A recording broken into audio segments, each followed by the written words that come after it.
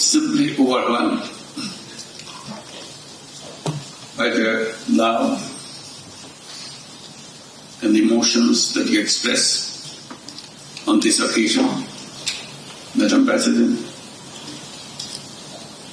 and Mr. Chair of the Board and distinguished faculty and my student friends. It's a very touching moment for me. It's usually a touching moment. For me, it's a especially touching moment. Because suddenly I'm coming from another world. I got lost here. You bring me back to my real world. I feel so comfortable. That's where I belong to. That's where I enjoy being. The campus always thrills me by being with the faculty, with the students, with the challenges. This is an exciting world. And then you find your path, how to see things in a clearer way than it was before. That's what the university campus is all about. Taking challenges, building future. Imagine, I put a lot of importance to the young people and the faculty and campus as a whole. Importance of imagination. I said, everybody will tell you, learn, that's fine, that's okay. But spend as much time as you do in learning.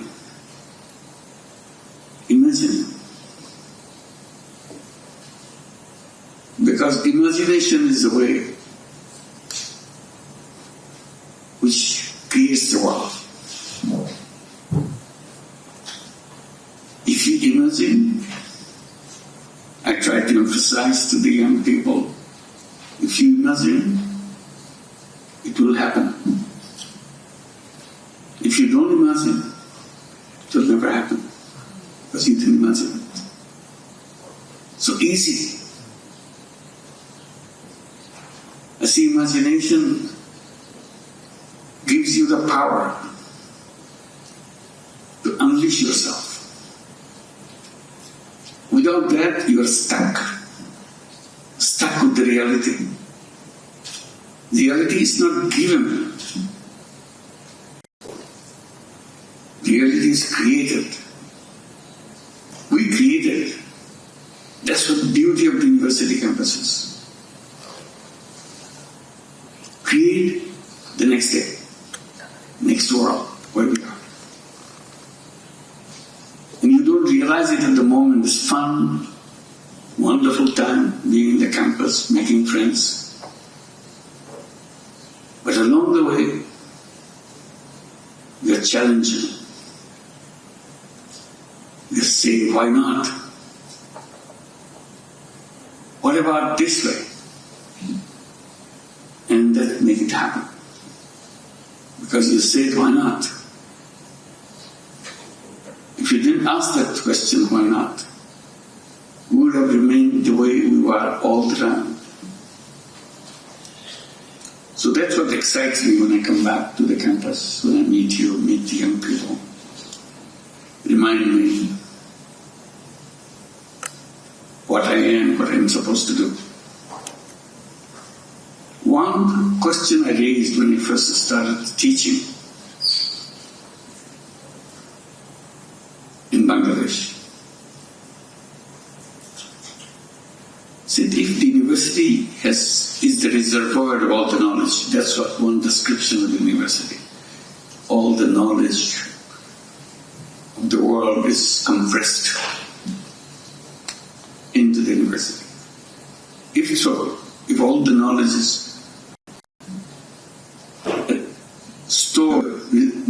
reservoir, the campus.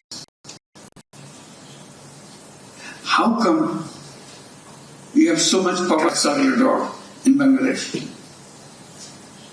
How come your knowledge doesn't spill over to them? Maybe your reservoir doesn't have anything. You're faking it. If there's a real thing, it should have come out. Solution would be long found. I said, there should be connection between the people who live outside the campus and the people who are practicing, learning, teaching within the campus. Now, there is distance. You don't want to pay any attention where you are located, who are people around you. Without them, knowledge has no meaning. Knowledge is for people. So you have people just one step outside your campus boundary. They don't know what you do. You don't know what they do. That pained me. I tried to cross the boundary. My colleagues in the campus hated it. They thought you are devaluing yourself. You are a professor. Why should you do the farmers or the laborers, the shipbuilders? You demean us. I said, no. I said, as a professor, as a teacher, that's my job, to find answers. If I'm not finding answers, teaching is all in the book. You don't need a teacher. You need a teacher because he and she guides you. How can he and she guide you if he himself doesn't know anything? So that's where my journey began. Amazing thing. Gradually, I turned around. I was the teacher in the campus. And suddenly I find myself a student in the village.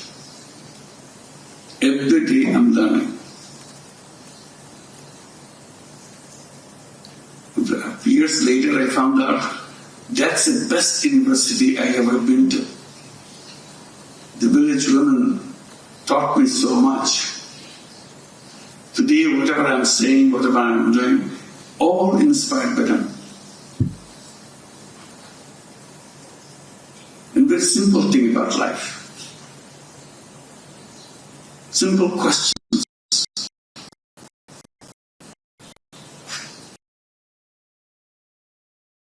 And first began with just giving tiny loans. I had no idea, no book tells me that I had to pay good. It's because of the necessity of the circumstances forced me to take action. Very innocent action. I didn't think it was an academic work.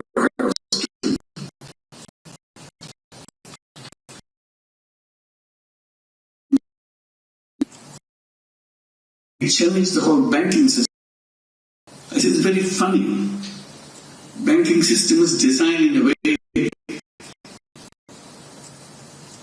the more you are rich, the more you have, the more you get. Suddenly I looked at it, I said, that doesn't look right. The principle should be other way. The less you have, more right you have to get the service. If you are the poorest, you get the highest priority, which is the reverse. And I started challenging that. Bank says, no, that's not the way it works. I said, I know it doesn't work, but it has to work. They said, it will never work. I said, it's working. And that voice I raised again and again. It took a long time to get the attention of the universities around the world. Universities are shielded away. They don't want to get into subjects which are not in the book. And I'm doing something which is not in the book. The thing is a non-academic subject. I say it's very much academic subject. It relates to people's life. If it relates to people's life, it relates to university. So that's the journey led by this field and start talking. The civilization that we have built today, that we are so proud of the civilization, civilization. I could say it's a wrong civilization. And it's a self-destructive civilization. This civilization will kill us. Oh, how can it be? Look at the prosperity. Look at the way we are conquering everything. We are conquering the world. Yes. But you cannot sustain yourself. I give 3 reasons why we cannot.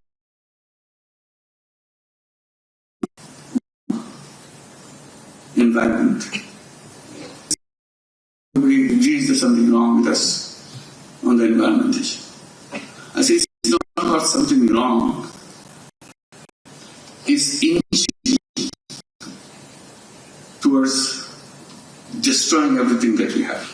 If you just simply take one aspect of it, there are so many aspects. Waste. I said the way we are fast exploding with waste.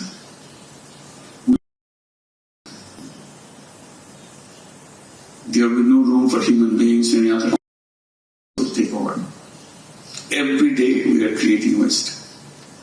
We are destroying life. I said this is one reason so powerful. Unless you can address that issue that we are going to save this planet, save the environment, we cannot survive.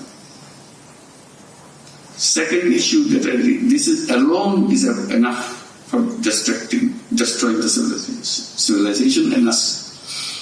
The second one brought us into the civilization. We are so proud of it. Wealth. Massive concentration of wealth. Wealth is fine. We are so proud of wealth. Where does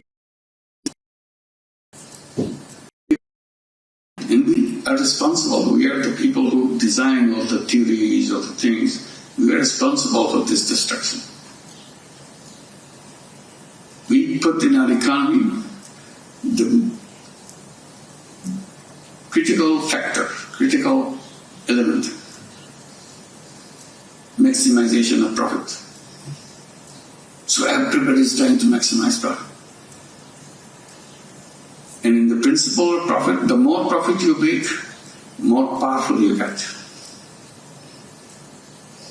And all the wealth start coming to you. And you double it, triple it, multiple it. People have less profit, no profit, they're there. So the continuous force of profit pushes you to get all the wealth to yourself. No matter which country, which economy you take, wealth is fast approaching the people at the top. So few people in the top, a few percentage of people in the top, they accumulate all the wealth the nation has. Very little is distributed down the line. Globally, if you think, total global wealth is in the hands of few people. You can count them in number, you know them. That is not a tenable system. Simple. It will explode, it will destroy itself. Can we not do something? Of course we can do that if you think about it. Now that we are happy with this, we got our peace, we are happy with it. We got everything, okay, it's not. It's not.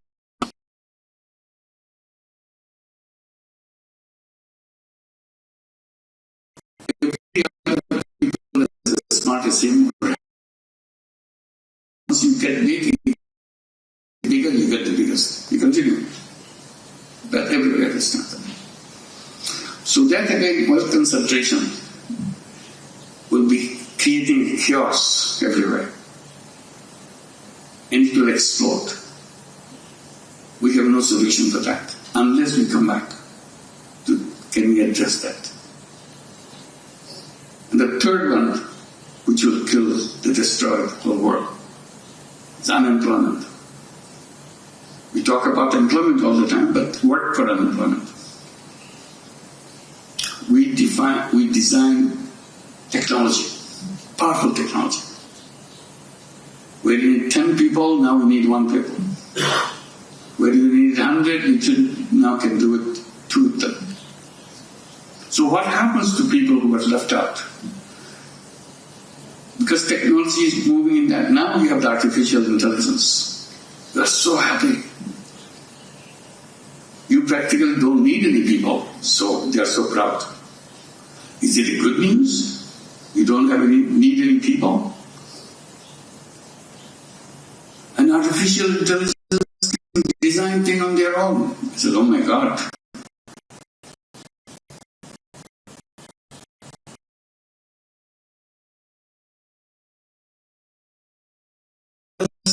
Me to do things. Make it easy for me to do things. I don't see artificial intelligence as a... Because I see that artificial technology is taking away my control on this. If the technology takes away control, he said, who are you? Artificial intelligence challenges me, who are you? So this led me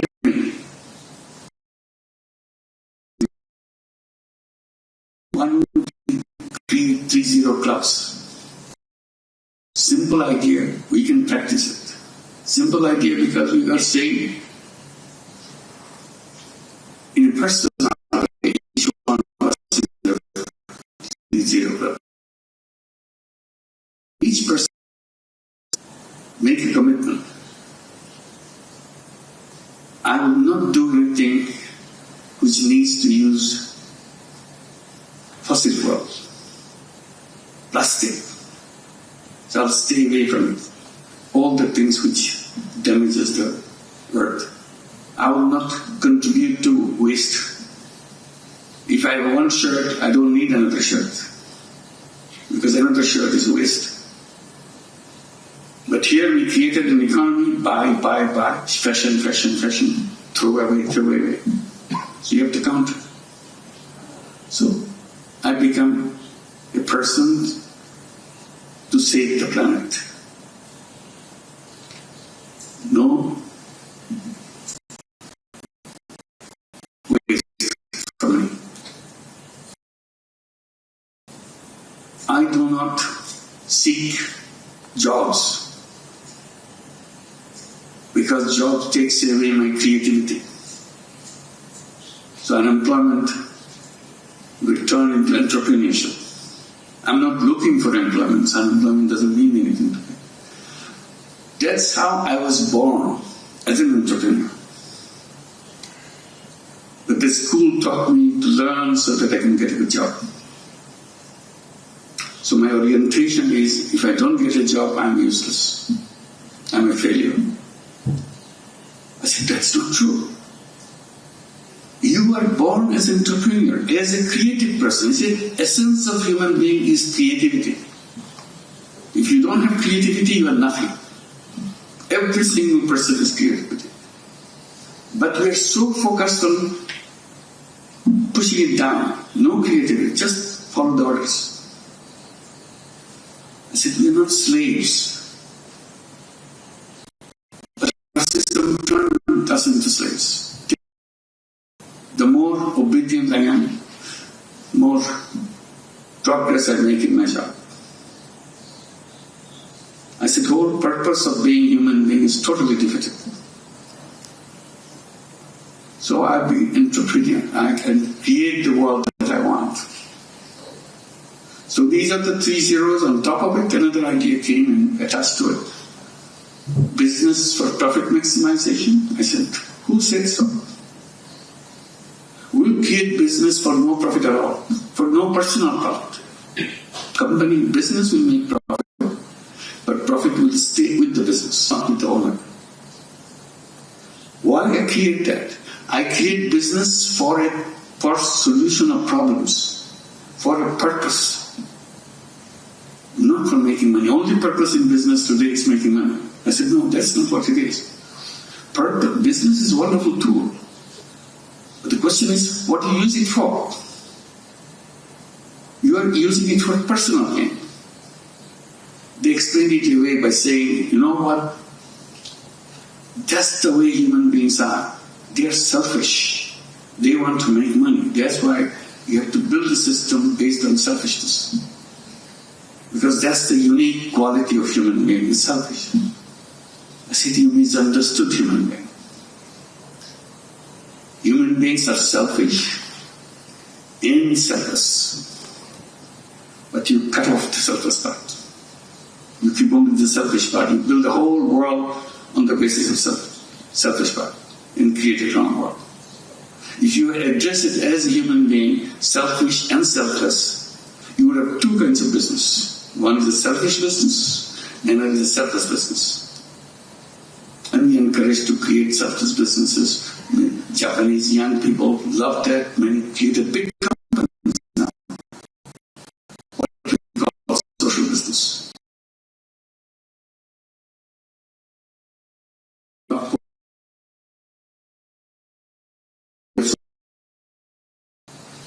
Trying to see how to solve problems. Many businesses do. Business is a very powerful tool, but the purpose has to be put in there, right purpose. So one thing led to another. And it all happened because of the interactions, because of the debate, because when I'm taking my students with me to address something, they're raising questions constantly, and I'm trying to find answer for me, not for them, because I don't have the answer. When I have it, I say, shall we try this way? Maybe this will work. They say, this is fantastic. So whenever I come back to campus, as you did help me to do that, it's an amazing opportunity to look back and enjoy being in the campus. And thank you for giving me this opportunity. Thank you very much. Thank you.